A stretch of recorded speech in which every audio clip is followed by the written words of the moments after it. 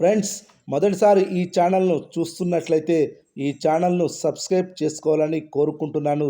ఎందుకంటే నేను పెట్టే ప్రతి వీడియో మీకు నోటిఫికేషన్ రూపంలో రావడం జరుగుతుంది. ఈ ఛానల్ గ్రోత్ కూడా పెరుగుతుంది. ఈ ఛానల్ను సపోర్ట్ చేయాలని కోరుకుంటున్నాను. హ్యాట్రిక్ హిట్స్ కొట్టిన తర్వాత నందమూరి బాలకృష్ణ నుండి వచ్చిన ఢాకు మహారాజ్ చిత్రం కూడా కమర్షియల్గా హిట్ అనిపించుకున్న సంగతి తెలిసిందే.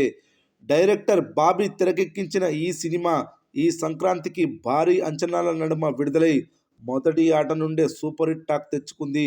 ఈ సినిమా బాలయ్య కెరీర్లో పలు రికార్డులను సొంతం చేసుకుంది. బాలయ్య కెరీర్లో అత్యధిక ఓపెనింగ్ కలెక్షన్స్ చేసిన సినిమాగా, అత్యధిక బడ్జెట్తో నిర్మించిన సినిమాగా, అత్యధిక ప్రీ రిలీజ్ బిజినెస్ చేసిన సినిమాగా, అత్యధిక టోటల్ కలెక్షన్స్ వచ్చిన సినిమాగా ఢాకు మహారాజ్ మూవీ నిలిచింది. ప్రస్తుతం 200 కోట్ల గ్రాస్ వైపు పరుగులు పెడుతూ 100 కోట్ల షేర్కు దగ్గరగా ఉంది. బాలయ్య కెరీర్లో ఈ చిత్రం జైలర్ లాంటి సినిమా అని చూసిన ప్రతి ఒక్కరూ పొగడ్తలతో ముంచెత్తారు. అయితే ఈ సినిమా ఓటీటీ రిలీజ్ కోసం ఫ్యాన్స్, ఆడియన్స్ ఎప్పటి నుండో ఎదురు చూస్తున్నారు. వాళ్ళ ఎదురు చూపులకు ఫుల్ స్టాప్ పెడుతూ ఈ చిత్రం ఈ నెల 21 నుండి నెట్ఫ్లిక్స్లోకి అందుబాటులోకి రానుంది. కేవలం తెలుగులో మాత్రమే కాదు, హిందీ, తమిళం, మలయాళం మరియు కన్నడ భాషల్లో కూడా ఈ చిత్రాన్ని ప్రేక్షకులు చూడొచ్చు. అయితే ఈ సినిమాకి ఎడిటింగ్లో కొన్ని సన్నివేశాలు బాగున్నప్పటికీ సినిమా రన్ టైంని దృష్టిలో పెట్టుకొని వాటిని తొలగించాల్సి వచ్చింది. అలా ఈ చిత్రానికి కూడా జరిగింది. కొన్ని ఫైట్ సన్నివేశాలను రన్ టైంని దృష్టిలో పెట్టుకొని కట్ చేశారట.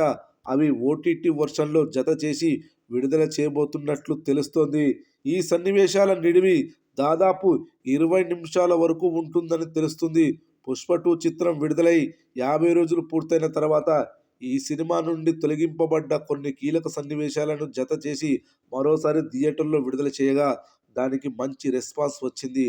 ఢాకు మహారాజ్కి థియేటర్ వర్షన్లో ఆ అవకాశం దొరకలేదు. కానీ ఓటీటీ వర్షన్లో మాత్రం ఆ సన్నివేశాలను జత చేసి నెట్ఫ్లిక్స్లో అప్లోడ్ చేయబోతున్నారట.